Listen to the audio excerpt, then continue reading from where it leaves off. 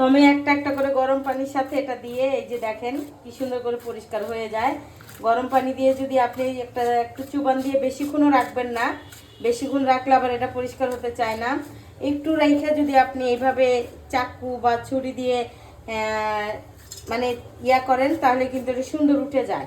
আর চুন দিয়ে পরিষ্কার করলে কিন্তু ভুড়ি খেতেও মজা লাগে না। এইভাবেই পরিষ্কার, মাঝে মধ্যে আমি এই চুন দিয়ে পরিষ্কার করাটাই আনি, কি করব যখন সময় থাকে না, তো আজ পাই না আসলে, বিশেষ করে এরকম পাওয়া যায় না, দোকানদাররা চালাকি করে আগে পরিষ্কার করে রাখে। তো এখন হচ্ছে এই যে আমি একটা একটা করে গরম পানির মধ্যে দিয়ে দেখুন কত সুন্দর করে পরিষ্কার হচ্ছে। প্রিয় ভাই বোনেরা, এরকম করে ভুড়ি পরিষ্কার করবেন। চুন দেয়া ভুড়ি পরিষ্কার খাবেন না, এটা আসলে স্বাস্থ্যের জন্য খারাপ। আর ভুড়ি মজা লাগে না। ভুড়ির যে জিনিসটা হচ্ছে স্বাদের জিনিস। আপনি যদি স্বাদটা ফুলফিল পাইতে চান তাহলে চুন ছাড়া পরিষ্কার করতে হবে। এই যে দেখেন কি সুন্দর করে উঠে যায়। তো আমি এইভাবে এক এক করে সবগুলো ভুড়ি পরিষ্কার করে নিব। মানে হাত দিয়ে ডলা দিলেই উঠে যাচ্ছে, বেশিক্ষণ রাখাও লাগবে না।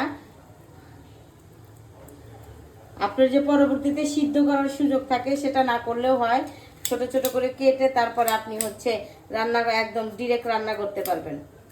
দেখছেন, দেখুন বন্ধুরা কত সুন্দর করে পরিষ্কার হয়ে গেল।